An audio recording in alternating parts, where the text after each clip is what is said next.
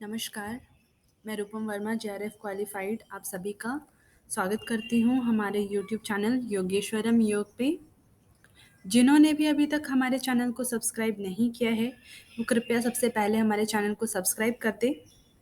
साथ ही साथ bell icon को भी प्रेस कर दें ताकि आने वाले जो भी वीडियोज़ हैं उनकी नोटिफिकेशन आपको समय से मिलते रहें।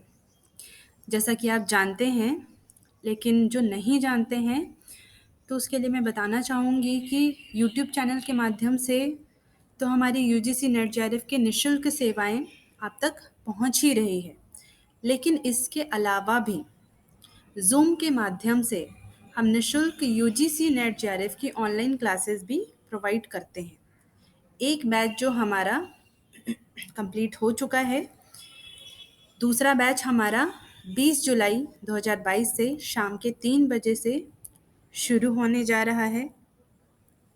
तो जो भी योग के साधक जो भी नेट जेआरएफ की तैयारी करना चाहते हैं, पीएचडी के लिए इंटरव्यू के लिए तैयारी करना चाहते हैं, या फिर वाईसीबी की तैयारी करना चाहते हैं, ठीक है, या फिर किसी भी योगा इंटरव्यू के लिए तैयारी करना चाहते हैं, या फिर जो योग के विषय को जानना चाहते हैं, पढ़ना चाहते हैं, समझना चाहते हैं, तो उन सभी के लिए उन सभी का मोस्ट वेलकम है, सभी का स्वागत है। आप हमसे जुड़िए, ज़ूम के माध्यम से जुड़िए, और अगर आपको ये टाइम सूटेबल नहीं है तो आप हमारे वीडियोस को भी देख सकते हैं, जो कि यूट्यूब पे आपको सारे वीडियोस अवेलेबल हैं, ठीक है। या फिर जो और ज़्यादा जानकारी चाहते हैं हमसे, तो हमें व्हाट्सअप कर सकते हैं या फिर हमें कॉल कर सकते हैं। इसके अलावा हमारा व्हाट्सअप ग्रुप है टारगेट जेआरएफ नाम का, उस ग्रुप को आप सभी ज्वाइन कीजिए, और इस ग्रुप का जो लिंक है वो आपको डिस्क्रिप्शन बॉक्स में दे दिया गया है। तो इस ग्रुप को ज्वाइन कीजिए और ज़्यादा से ज़्यादा इस मैसेज को आप लोग अपने ग्रुप में, फ्रेंड सर्कल में और लोगों को शेयर कीजिए, ताकि वो सभी इस अभियान का लाभ उठा सके, जो कि हमारी तरफ से बिल्कुल निःशुल्क आपको प्रोवाइड की जा रही है। तो चलिए शुरू करते हैं आज की वीडियो को। हम हमारा 3rd यूनिट कर रहे थे। 3rd यूनिट हमारा जो न्यू उपनिषद है, 8 उपनिषद, वो कर रहे थे, जिसमें से हमारा 2 उपनिषद कंप्लीट हो चुका है। एक तो श्वेताश्वतर उपनिषद और दूसरा त्रिशिक ब्राह्मण उपनिषद। तीसरा उपनिषद आज हम करने जा रहे हैं, जिसका नाम है ध्यान बिंदु उपनिषद, ठीक है। ध्यान बिंदु उपनिषद जो है, ये कृष्ण यजुर्वेद से लिया गया है, कृष्ण यजुर्वेद से संबंधित है। और अगर मंत्रों की संख्या देखी जाए तो इसमें कुल 106 मंत्र हैं। एग्जाम में पूछा जाता है कि ध्यान बिंदु उपनिषद में योग के कितने अंगों का वर्णन है, ठीक है। तो हम बताएंगे कि इसमें षडंग योग का वर्णन है, योग के 6 अंगों का वर्णन है। अगर 6 अंगों की बात होती है तो उसमें हम यम नियम को छोड़ देंगे, ठीक है। यम नियम के अलावा आसन, प्राणायाम, प्रत्याहार, धारणा, ध्यान, समाधि, ये जो 6 हैं, ये 6 इंक्लूडेड है इसमें। तो चलिए आगे बढ़ते हैं। सबसे पहले कहते हैं कि ध्यान योग, क्योंकि ध्यान बिंदु उपनिषद जैसा कि नाम से ही विदित है ध्यान, तो ध्यान के बारे में ही इसमें बताया गया है, ध्यान का ही प्रोसेस बताया गया है। और सबसे पहले इसमें ध्यान का महत्व बताते हैं। कहते हैं कि यदि पर्वत की तरह अनेक जन्मों के संचित पाप समूह, अगर हमने बहुत ही पाप किया हो और हमारे पाप के समूह इतने ज़्यादा बढ़ गए हों कि वो बिल्कुल पहाड़ की तरह हो, इकट्ठा हो गए हों, तो भी ध्यान योग साधना के द्वारा उनको नष्ट किया जाना संभव है। तो महर्षि कहते हैं कि मात्र एक ध्यान योग ही उपाय है जिसके द्वारा हम अनेक जन्मों के पाप के समूहों को नष्ट करके और मोक्ष की प्राप्ति कर सकते हैं, और इसके अलावा किसी अन्य उपाय से इसको नष्ट करना संभव नहीं है, ऐसा ध्यान बिंदु उपनिषद में कहा गया है। तो ये तो हो गया ध्यान योग का महत्व। फिर बताते हैं कि परम पद क्या है, क्योंकि जब हमारे पाप के समूह नष्ट होंगे तो फिर क्या होगा, हमें मोक्ष की प्राप्ति होगी, परम पद की प्राप्ति होगी, कैवल्य की प्राप्ति होगी। ये सारे क्या हैं, सिनोनिम्स है। मोक्ष कह लीजिए, मुक्ति, परम पद, कैवल्य, निर्वाण इत्यादि। तो परम पद क्या है, तो कहते हैं कि बीज अक्षर ओम। ओम क्या है, बीज अक्षर है, क्योंकि ओम से ही सब कुछ प्रकट हुआ है, उत्पन्न हुआ है, इसलिए कहते हैं कि बीज अक्षर ओम जो है, उससे ऊपर, उससे परे बिंदु स्थित है। बिंदु स्थान है, ठीक है। बिंदु एक चक्र भी है और इसके ऊपर नाद जो है वो विद्यमान है। नाद क्या है? एक प्रकार का लय है जिसमें मनोहर शब्द ध्वनि सुनाई पड़ती है। तो नाद नाद के अभ्यास से, नादानुसंधान के अभ्यास से क्या होता है, हमें बहुत ही मनोहर शब्द ध्वनि जो है हमें अपने भीतर ही सुनाई देती है। उस नाद ध्वनि के अक्षर में विलय हो जाने पर जो शब्द विहीन स्थिति होती है उसको ही परम पद कहा गया है। वैसी स्थिति नाद की ध्वनि को सुनते सुनते जब हमारा मन जो है अक्षर में, अक्षर क्या है? बीज अक्षर ओम में विलीन हो जाए तो उस वक्त क्या होता है, हमें नाद भी सुनाई देना बंद हो जाता है। तो वो शब्द विहीन स्थिति कहलाती है और वो जो स्थिति है वही परमपद कही गई है। जैसे कि मनोलय, जब मन जो है वो किसी प्रकार का चिंतन मनन करना छोड़ देता है, कोई विचार नहीं आते मन में, तो उसको मनोलय की स्थिति बोली गई है। इसी प्रकार से शब्द विहीन स्थिति को परमपद कहा गया है। उस अनाहत शब्द, अनाहत शब्द क्या है? मेघ गर्जन की तरह प्रकृति का आदि शब्द कहा गया है। मेघ गर्जन की तरह प्रकृति का जो आदि, जो शुरुआती जो शब्द है वो क्या है? अनाहत शब्द का जो परम कारण तत्व है। कहते हैं कि अनाहत शब्द का भी जो परम कारण है, जो तत्व है, जो उसका भी परम कारण है, उससे भी परे परम कारण यानी कि निर्विशेष ब्रह्म स्वरूप को जो योगी प्राप्त कर लेता है उसके सभी संशय नष्ट हो जाते हैं। जब हमने ब्रह्म को ही प्राप्त कर लिया, ब्रह्म को ही जान लिया, तब किस प्रकार का हमारे अंदर संशय, डाउट रहेगा? नहीं रहेगा, सब नष्ट हो जाएंगे अपने आप ही। तो कह रहे हैं कि जिसने ब्रह्म को जान लिया उसके सारे डाउट जो है वो नष्ट हो जाते हैं। अब ब्रह्म की सत्ता बताते हैं कि ब्रह्म की सत्ता किस प्रकार से प्रूफ होता है कि ब्रह्म की सत्ता है।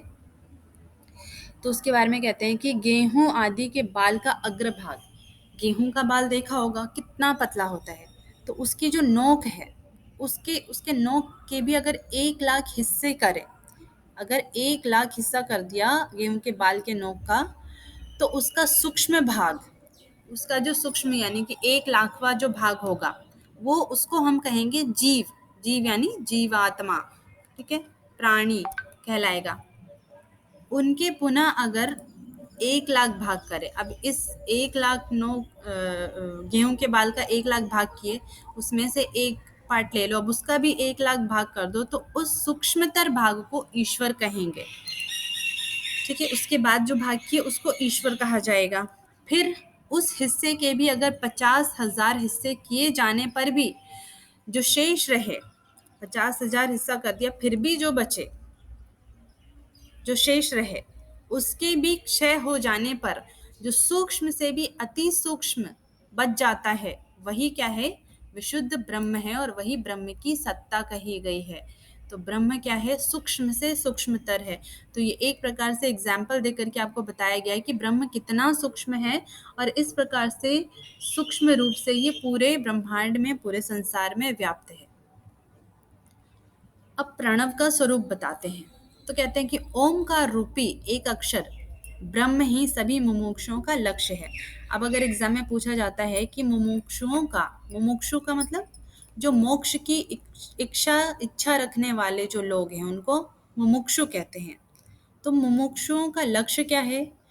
तो उनका लक्ष्य ओमकार है। ओमकार रूपी एक अक्षर ब्रह्म ही उनका लक्ष्य कहा गया है। अब जो प्रणव है उसके अंश अंश कितने हैं? अकार, उकार, मकार, ये 3 अंश है। तो किस प्रकार से अकार, उकार और मकार में कैटेगरी बना करके अलग अलग विभाजन किया गया है। तो ये जो चार्ट है, इस चार्ट को आप लोग बिल्कुल अच्छे से याद कर लीजिएगा, अपने कॉपी पे जो है वो उतार लीजिएगा और सिर्फ वीडियो को देखने या सुनने से काम नहीं चलने वाला है। मैं हर बार बोलती हूँ, मैं सभी को बोलती हूँ कि लिखना बहुत आवश्यक है। जब आप लिखते हो तो जब जो आप लिखते हो वो आपके दिमाग में छप जाता है और ये सबसे बड़ा काम करता है एग्ज़ाम के टाइम में, जब हमारे दिमाग में सब कुछ खिचपिच हो जाता है, कुछ समझ में नहीं आता, उस वक्त हमारे हाथों के द्वारा जो लिखा होता है वो एक एक बात हमें हमारे दिमाग में याद आती है। तो इसीलिए आप लोग अवश्य जो भी पढ़ाया जा रहा है उसको बिल्कुल ज़रूर से ज़रूर अपने नोटबुक में अपने तरीके से लिखिएगा। तो सबसे पहले है अकार। आकार के में क्या-क्या चीज़ें आती हैं? तो ध्यान से समझने वाली बात है। देखो, आकार पहला पहला अंश है, ठीक है? तो सबसे पहले सबसे नीचे क्या है? पृथ्वी है। पृथ्वी पे अग्नि प्रज्वलित होती है। सबसे पहला वेद हम ऋग्वेद को मानते हैं और भू भुवः स्वः जो लोकों का जो नाम लेते हैं उसमें सबसे पहले भू का नाम लेते हैं। तो ये सब प्रथम प्रथम आ रहा है। और इसके अलावा क्या आते हैं? ब्रह्मा। ब्रह्मा जब त्रिदेवों का नाम लिया जाता है तो भी हम पहले ब्रह्मा विष्णु महेश इस प्रकार से बोलते हैं, ठीक है? तो पृथ्वी आ गई। पृथ्वी पे याद रखना है कि अग्नि कहाँ प्रज्वलित होती है? पृथ्वी पे। प्रथम वेद कौन सा है? ऋग्वेद है। प्रथम लोक कौन सा है? भूलोक है, ठीक है? और त्रिदेवों में सबसे पहले हम ब्रह्मा का नाम लेते हैं तो पितामह ब्रह्म का लय होता है। इसके अलावा और क्या है? अकार है, सॉरी, आकार जो है वो पीत वर्ण का है। ये पित्त लिखा है यहाँ पे, आप लोग इसको पीत कर लीजिएगा। पीत वर्ण यानी कि पीले रंग का है और रजोगुण से युक्त है, ठीक है? तो ऐसे समझ लीजिएगा जो कि जो जो ब्रह्मा है, जो सृष्टि के रचयिता है ब्रह्मा, उन्होंने पीले रंग का वस्त्र पहन रखा है, पीले रंग की धोती पहन रखी है। और क्योंकि रजोगुण चंचल होता है, तो जब चंचलता आती है तभी इस सृष्टि का निर्माण होता है और सृष्टि का निर्माण करने वाले कौन? ब्रह्मा। तो इसलिए ब्रह्मा रजोगुण से युक्त हो गए, ठीक है? क्योंकि चंचलता के कारण जब चंचलता उत्पन्न होती है तभी संसार प्रकट होता है। तो आकार में क्या क्या चीजें हो गई? पृथ्वी, अग्नि, ऋग्वेद, भूहु, ब्रह्मा, पीला वर्ण, पीला रंग यानी पीत वर्ण और रजोगुण। तो ये आकार में। अब आएंगे हम दूसरा अंश उकार में। तो पृथ्वी से ऊपर क्या है? अंतरिक्ष लोक है। अंतरिक्ष में वायु होता है, वायु विचरण करता है, ठीक है? पृथ्वी पे अग्नि जलती है और अंतरिक्ष में वायु विचरण करता है। ऋग्वेद के बाद हमारा यजुर्वेद दूसरा वेद माना जाता है, दूसरा मुख्य वेद माना जाता है। भूलोक के बाद क्या आता है? भुवा, तो उकार में भुवा।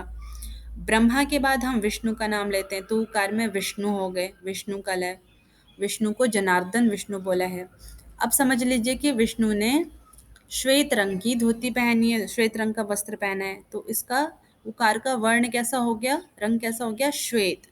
और क्योंकि वो संसार का पालन करते हैं स्थित होकर के, शांत होकर के, इसीलिए सात्विक गुण वाले हैं, ठीक है? सात्विक सात्विक गुण क्या करता है? हमारे अंदर स्थिरता लाता है, हमारे अंदर संभाव लाता है। तो वो संभाव से स्थिर होकर के सृष्टि का पालन करते हैं। तो इसीलिए विष्णु ने सफेद रंग का वस्त्र पहन रखा है और वो सात्विक गुण वाले हैं क्योंकि वो सृष्टि का पालन करते हैं स्थिर होकर के। तो ओकार में आ गया हमारा अंतरिक्ष, वायु, यजुर्वेद, भुवः, विष्णु, श्वेतवर्ण और सात्विक गुण। इसी प्रकार से मकार में क्या क्या आएगा? तो पृथ्वी पहला, उसके ऊपर अंतरिक्ष लोक और उसके ऊपर द्योलोक यानी कि स्वर्गलोक होता है। स्वर्गलोक में सूर्य है। तीसरा वेद हमारा सामवेद है और भूहु भुवः के बाद स्वः तीसरा लोक आता है, ठीक है? ब्रह्मा विष्णु के बाद महेश आते हैं तो मकार में महेश, म से मकार, म से महेश, महेश्वर, ठीक है?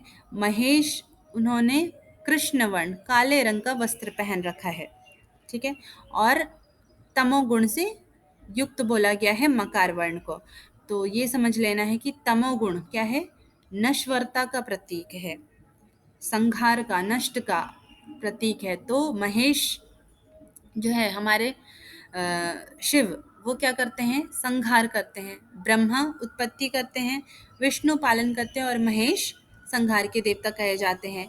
तो संहार तमोगुण के कारण होता है, इसलिए महेश्वर जो है उस ये समझ लीजिए कि महेश्वर ने काले रंग का वस्त्र पहना है और वो संहार करते हैं, इसलिए तमोगुण से युक्त हैं। तो मकार हमारा जो हो गया वो तमोगुण से युक्त। तो मकार में आ गया द्योलोक, सूर्यलोक, सॉरी, द्योलोक यानी स्वर्गलोक, सूर्य, सामवेद, स्वः, महेश्वर, कृष्णवर्ण और तमोगुण। तो इस चार्ट को ये पूछता ही पूछता है, इसको आप लोग बिल्कुल कंठस्थ कर लीजिएगा। अब आगे कुछ डिस्क्रिप्शन में ओमकार के 8 अंग, 4 पैर, 3 स्थान या फिर जिसको 3 नेत्र भी कहते हैं और 5 देव, ऐसे कुछ बताए गए हैं। तो 8 अंग, ओमकार के 8 अंग अगर देखा जाए तो है हमारे अकार उकार मकार, याद करना बिल्कुल आसान है। अकार उकार मकार ये 3 तो हैं ही। इसके बाद नाद, बिंदु, कला, कलातीत और कलातीत से परे। अकार उकार मकार, नाद, बिंदु, कला, कलातीत और कलातीत से परे। तो ये हो गए ओमकार के 8 अंग। अब चतुष्पाद यानी कि 4 पैर क्या क्या हैं ओमकार के, तो इसको भी 2 भागों में विभाजित किया गया है। एक तो व्यष्टि परक और दूसरा समष्टि परक। व्यष्टि परक यानी कि जो हमारे शरीर के अंदर है उसको व्यष्टि बोलते हैं, और जो इस सृष्टि में संसार में है उसको समष्टि कहते हैं। तो व्यष्टि परक और समष्टि परक। अगर शरीर के अंदर देखा जाए तो 4 पैर हो गए विश्व, तेजस, प्राज्ञ और तूर्य, जो कि हमने मांडुक्य उपनिषद में विश्व, तेजस, प्राज्ञ, तूर्य अवस्था जो है वो पढ़ा है। ठीक है, विश्व, तेजस, प्राज्ञ और तूर्य। और समष्टि परक में विराट, सूत्र, बीज और तुर्य। तो ये 4 पैर हो गए, 4 व्यष्टि परक, 4 समष्टि परक, ये ओमकार के 4 पैर। अब 3 स्थान या फिर उसको 3 नेत्र कह लीजिए। तो जितने भी 3-3 की कैटेगरी हैं, जैसे कि 3 अवस्था, जिसको अवस्था त्रय भी कहते हैं। 3 अवस्था क्या क्या है? जागृत, स्वप्न, सुषुप्ति, मुख्य रूप से 3 अवस्थाएं हैं। 3 गुण कौन कौन से हैं? सत्व, रज, तम, ये 3 गुण कहे जाते हैं। शरीर तो स्थूल, सूक्ष्म और कारण शरीर, ये 3 प्रकार के शरीर कहे जाते हैं। 3 प्रकार की शक्ति कही जाती है, जिसमें ज्ञान शक्ति है, इच्छा शक्ति और क्रिया शक्ति, ये 3 शक्ति है। और 3 काल यानी कि भूतकाल, वर्तमान काल और भविष्य काल, ये 3 काल होते हैं। तो इस प्रकार से ये 3-3 की कैटेगरी है। ध्यान से इसको समझ करके याद कर लीजिएगा। अब कहते हैं 5 देव, ओमकार के 5 देव। तो पहला तो ब्रह्मा, विष्णु, रुद्र, ये तो हमें याद ही है। चौथा है ईश्वर और 5वां है सदाशिव। ब्रह्मा, विष्णु, रुद्र, ईश्वर और सदाशिव, तो ये 5 दैव बोले गए हैं ओमकार के। आगे बढ़ते हैं तो कहते हैं कि जो व्यक्ति ओमकार से अनभिज्ञ है, जो ओमकार को या प्रणव को नहीं जानता, उसको ब्राह्मण नहीं कहेंगे। किसको ब्राह्मण नहीं कहेंगे? कौन ब्राह्मण कहलाने योग्य नहीं है? तो जो ओमकार को नहीं जानता, जो ओम के तत्व को नहीं जानता। ओम क्या है? तो ओम ही धनुष है। ओम को प्रणव भी कहते हैं। तो ओम ही धनुष है, आत्मा ही बाण है और ब्रह्म ही लक्ष्य कहा गया है। अब बताते हैं कि ओम से उत्पन्न, तो वैसे तो ये सब कुछ ओम से ही उत्पन्न है। जितने देवता हैं सभी देवता ओम से उत्पन्न हैं। जितने भी स्वर हैं, स्वर यानी कि जो आवाज़ है, जो स्वर है, जो वाणी है, वो भी ओमकार से उत्पन्न है। और तीनों लोक की जितने भी प्राणी हैं, स्थावर जांगम जितने भी प्राणी हैं, ये भी ओमकार से उत्पन्न कहे गए। आगे चलकर इसमें ओमकार के 3 अंश बताते हैं। एक तो हरश्व है, दूसरा दीर्घ और तीसरा है अर्धमात्रा। हरश्व यानी छोटा, दीर्घ यानी बड़ा और अर्धमात्रा यानी कि अर्धमात्रा से युक्त, आधी मात्रा। तो हरश्व अंश, अंश का की साधना अगर करते हैं तो क्या होता है? पापों का दहन यानी कि नाश होते हैं। ओमकार का अगर हरश्व अंश की साधना की जाए तो पापों का दहन होता है। अगर दीर्घ अंश की साधना की जाए तो अमृत तत्व रूप अक्षय संपदा को प्राप्त करता है। अमृत तत्व यानी परमात्मा ही अमृत है। अक्षय संपदा यानी जो कभी नष्ट न होने वाली संपदा, संपत्ति जो कभी नष्ट नहीं हो, वो प्राप्त होता है। और अर्धमात्रा से युक्त अगर प्रणव की साधना की जाए तो ये मोक्षदायक कही जाती है। आगे कहते हैं कि प्रणव यानी ओमकार का किस प्रकार से ध्यान किया जाए। तो हृदय कमल की कर्णिका, कर्णिका यानी कि जो पत्ते होते हैं, हृदय कमल की कर्णिका के मध्य बीच में स्थिर दीपक के समान अंगुष्ठ मात्र परिणाम के बीच ओमकार रूपी परमात्मा का ध्यान करना है। कहाँ? हृदय में। हृदय के मध्य में दीपक के समान, जैसे दीपक की ज्योति कैसे होती है, जल रही होती है, तो इसी प्रकार से अंगूठे के परिमाण का ओमकार है। ओमकार रूपी परमात्मा स्थित है कहाँ? तो हमारे हृदय में स्थित है। ठीक है, उसका ही ध्यान करना है। शब्दों को यहाँ पे घुमा दिया गया है। बस ये समझना है कि हमारे हृदय के मध्य में जो अंगुष्ठ परिमाण वाला जो परमात्मा स्थित है, उसको बोल दिया गया है ओमकार रूपी परमात्मा, उसका ध्यान करना है। फिर कहते हैं कि ईड़ा यानी हमारी बाई नासिका रंध्र। तो ईड़ा से वायु को भरना है, उदर में कुछ देर रोकना है और देह के बीच में ज्योतिर्मय ओमकार का ध्यान करना है। देह का मध्य भाग यानी हमारा हृदय हो गया। तो फिर कहते हैं कि ईड़ा से वायु को अंदर भरें, वायु को उदर में पेट में रोके और देह के बीच में ओमकार का, ज्योतिर्मय ओमकार का, ठीक है, प्रकाशित ओमकार का, कि ओम के चारों तरफ से प्रकाश निकल रही है, इस प्रकार का ध्यान करना है। आगे कहते हैं अंतःकरण और प्रणव अक्षर को, अंतःकरण और प्रणव अक्षर को नीचे और ऊपर की अरणी बना करके मंथन रूप ध्यान के अभ्यास से अग्नि की भांति व्याप्त गुण तत्व का साक्षात करें। अरणी यानी कि पहिया होता है, चक्का। तो जब पहिया जब चलता है तो हम मार्ग पे आगे बढ़ते हैं, वैसे ही जब मंथन होता है, मथा जाता है, तो कुछ ना कुछ रत्न उत्पन्न होते हैं। तो इसमें कह रहे हैं कि अंतःकरण को और ओम का रूपी जो अक्षर है, प्रणव अक्षर है, इसको ऊपर और नीचे की अरणी बना लो और इसको मंथन करो। किस प्रकार से? तो ध्यान के द्वारा मंथन करना है। तो क्या होगा? परमात्मा का साक्षात्कार होगा।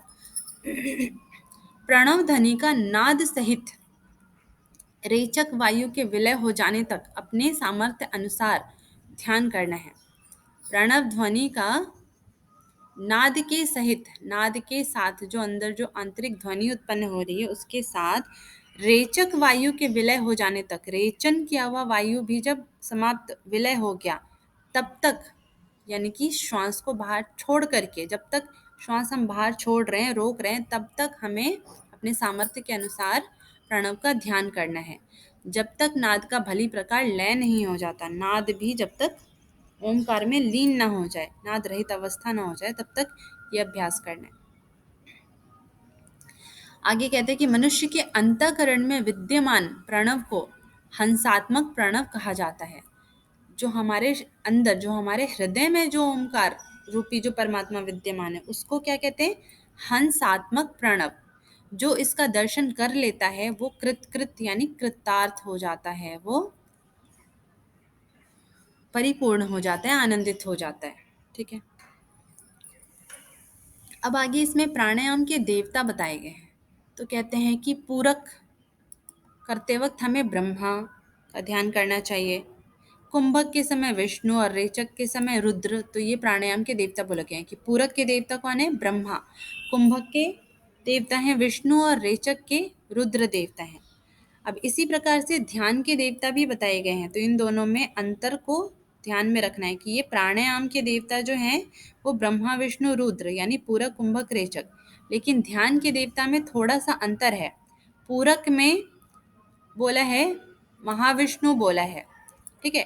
पूरक करते समय नाभि में स्थित अतसी पुष्प, ये एक प्रकार का पुष्प होता है, फूल होता है, अतसी, अतसी नाम का पुष्प होता है। तो अतसी पुष्प के समान चतुर्भुज महाविष्णु का ध्यान करना है हमें पूरक के समय।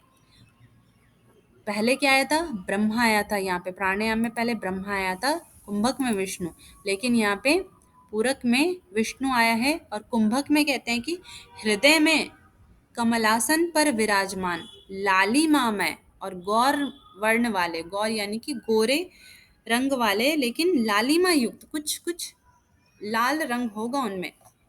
तो इस प्रकार से हृदय में, हृदय के कमल पर विराजमान लालिमा में गौर वर्ण वाले चतुर्मुख पितामह ब्रह्मा का ध्यान करना है। और रेचक में ललाट, पूरक में कहाँ किया? नाभि, कुंभक में हृदय और रेचक में ललाट। ललाट में शुद्ध स्फटिक मणि के समान श्वेत वर्ण के त्रिनेत्र युक्त, तीन नेत्रों से युक्त, निष्कल यानी कि कला रहित, जिनकी कोई कलाएं नहीं है, उस प्रकार के शिव का ध्यान करना है। ठीक है, यहाँ प्राणायाम के देवता में रेचक रुद्र बताया था, यहाँ रेचक में शिव नाम आया है। ठीक है तो ये सिनोनिम्स यानी कि शिव के ही नाम है, रुद्र भी कहते हैं, शिव भी कहते हैं, महेश भी कहते हैं, महेश्वर कहते हैं आदि। लेकिन हमें जिस प्रकार से ये नाम दे रखा है वैसे ही याद करना है। ठीक है, कंफ्यूज करने के लिए आपको ऑप्शन में पूछ के ऑप्शन में दोनों ही नाम दे देंगे, तब आपको उसी प्रकार से सिलेक्ट करना होगा। अगर प्राणायाम के देवता पूछेगा तो रुद्र और ध्यान के देवता पूछेगा तो शिव। आगे चलते हैं। वेद के ज्ञाता या फिर वेदज्ञ किसे कहा जाता है? जो कि 3 अवस्थाओं या 3 स्थानों को जानता है, जागृत स्वप्न सुषुप्ति को जानने वाला है। 3 मार्ग धूम, अर्ची और अगति, ये 3 प्रकार के मार्ग कहे गए हैं परमात्मा तक पहुंचने के। तो धूम, अर्ची, अगति, ये तीनों मार्गों को जो जानता है। त्रिब्रह्म यानी विश्व, विराट और ओत्री ब्रह्म, ये 3 क्या हैं? ब्रह्म के स्वरूप है। ये तीनों ब्रह्म को जानता हो। 3 अक्षर अ, उ, म, इन तीनों को जानता हो। और 3 मात्रा ह्रस्व, दीर्घ और प्लुत। ह्रस्व यानी जो छोटी मात्रा होती है, जैसे अ, ई, उ, ये छोटी मात्रा है। दीर्घ आ, ई, उ, इस प्रकार से जो दीर्घ मात्रा है। प्लुत, प्लुत यानी कि जब हम किसी को पुकारने के लिए लगा कुछ जैसे कि किसी को पुकारने के लिए अगर हम कहते हैं कि हे राम, हे कृष्ण, अरे पुत्र, इस तरीके से जो लगाते हैं नाम के आगे, उसको प्लुत कहते हैं। तो इस प्रकार से जो तीनों मात्राओं को जानता है, 3 अक्षर, 3 ब्रह्म, त्रिमार्ग और त्रिस्थान को जानता है, वही वेदज्ञ कहलाता है। अब आते हैं षडंग योग। योग के 6 अंग: आसन, प्राणायाम, प्रत्याहार, धारणा, ध्यान, समाधि। तो कहते हैं आसन के बारे में कि जितनी योनियां उतने ही आसन हैं। 84 लाख योनि है तो 84 लाख आसन है, लेकिन इनके ज्ञाता सिर्फ और सिर्फ भगवान शंकर है, इसके अलावा कोई नहीं है। मुख्य रूप से इसमें 4 आसनों का वर्णन है: सिद्धासन, भद्रासन, सिंहासन और पद्मासन। प्राणायाम में अजपा गायत्री की बात आती है। अजपा गायत्री आप सभी को पता है होगा कि अजपा गायत्री क्या होता है। तो हमारे अंदर निरंतर श्वास लेते और श्वास छोड़ते वक्त, जैसे कि जब हम श्वास छोड़ते हैं तो हमारे अंदर ह की साउंड उत्पन्न होती है। श्वास भरते हैं तो स का आवाज उत्पन्न होता है, सकार की उत्पत्ति होती है। तो इस प्रकार से हम्स, हम्स, हम्स का जप अपने आप ही हमारे अंदर निरंतर चलता रहता है, बिना जपे, अजपा। ठीक है, और दिन रात यानी 24 घंटे मिला करके 21,600 इसकी कुल संख्या होती है। तो 21,600 एक दिन में, दिन रात मिला करके हमारे अंदर हंस मंत्र का जाप चलता रहता है। इसको अजपा गायत्री कहते हैं। इसको मोक्ष प्रदाय कहा गया है और ये प्राणायाम की एक प्रकार की विधि है। आगे प्राणायाम विधि या फिर कुंडलिनी जागरण बताते हैं कि किस प्रकार से होता है। तो कहते हैं कि पद्मासन में बैठ करके दोनों हाथों को संपुटित, संपुटित यानी कि एक हाथ के ऊपर दूसरा हाथ अपने गोद में रखना है। ठोड़ी को दबा करके यानी चिन लॉक लगाना है। दबा करके चित्त में, अपने चित्त में, मन में, चित्त में स्वरूप का ध्यान करते हुए, स्वरूप का, ईश्वर के स्वरूप का ध्यान करते हुए वायु को ऊपर की ओर चलाना है, ऊपर की ओर वायु को उठाना है। अंदर खींची प्राण को नीचे छोड़ना है। ठीक है, प्राण को नीचे और अपान को ऊपर उठाना है। इससे क्या होता है? कुंडलिनी जागृत होती है और यही प्राणायाम की विधि बताई गई है। फिर इसमें कहते हैं कि वहनी योग, कौन सा? वहनी योग के द्वारा कुंडलिनी, जिसको परमेश्वरी भी कहते हैं, वो जागृत होती है। तो अगर प्रश्न आता है कि किस योग के द्वारा परमेश्वरी जागृत होती है, तो वहनी योग के द्वारा। आगे चलकर इसमें पथ्य अपथ्य आहार के बारे में बताया गया है। दूध का सेवन करना पथ्य आहार बताया गया है। कटु, अम्ल, लवण का सेवन करना अपथ्य बताया गया है, यानी इनका त्याग करना चाहिए। फिर कहते हैं कि जो अल्पाहारी और जो ब्रह्मचारी हैं, अल्पाहारी यानी जो मिताहार करते हैं, जो पथ्य आहार लेते हैं और जो ब्रह्मचर्य का पालन करते हैं, उनको सिर्फ 1 वर्ष में ही योग की सिद्धि हो जाती है। बंद में यहाँ पे जालंधर उद्यान और मूलबंद बताया गया है ध्यान बिंदु उपनिषद में। ठीक है, इनके बारे में आपको पता ही है, प्रोसेस भी पता है कि जालंधर उद्यान मूलबंद कैसे लगाया जाता है। मुद्रा में खेचरी मुद्रा और महामुद्रा का वर्णन है। आगे इसमें बताते हैं पंच तत्वों पर प्राण वायु का ध्यान करने का। ठीक है, पंच तत्व कौन कौन से हैं? आकाश, वायु, अग्नि, जल, पृथ्वी। इस पे प्राण वायु का ध्यान किस प्रकार से करना है? तो प्राण पहला तो बोले कि जो पंच प्राण है, ठीक है, उसके बीज अक्षर दे रखे हैं और उनका वर्ण दे रखा है। तो पंच तत्वों पे एक एक करके इन सभी प्राण का ध्यान करना है। प्राण पहला जो है मुख्य प्राण वो है यम। यम उसका बीज मंत्र है और इसका वर्ण कैसे बोला है? नीले बादलों के समान इसका रंग है। दूसरा अपान वायु, रम इसका बीजाक्षर है और आदित्य वर्ण यानी अग्नि के कलर का है ये। व्यान का बीजाक्षर लम है और ये बंदूक पुष्प के रंग वाला है तथा इसको पृथ्वी रूप बोला गया है। बंदूक पुष्प कोई फूल का नाम है, उसके रंग वाला पृथ्वी रूप है। उदान वायु का वम है, ये है शंख वर्ण वाला। शंख किस कलर का होता है? न सफेद ही होता है और न ही क्रीम कलर का होता है। तो जो शंख का कलर है उस वर्ण वाला जीव रूप कहा गया है। उदान वायु को जीव रूप तथा समान जो है इसका बीज अक्षर हम है और ये स्फटिक मणि के समान आकाश स्वरूप कहा गया है। इसके बारे में कहते हैं कि समान वायु जो है वो 72,000 नाड़ियों में और 28 करोड़ रोमकूपों में, हमारे शरीर में 28 करोड़ छिद्र हैं, रोए हैं, तो 28 करोड़ रोमकूपों में रहता है।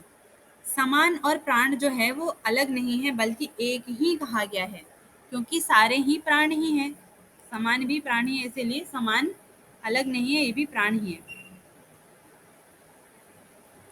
अब अंत में नादानुसंधान के बारे में चर्चा करते हैं कि नादानुसंधान के द्वारा किस प्रकार से आत्मदर्शन किया जा सकता है। तो कहते हैं कि पूरक, कुंभक, रेचक तीनों क्रियाओं द्वारा हृदय में प्राण और अपान को रोकते हुए, प्राण अपान वायु को रोकते हुए ओम का उच्चारण करना है।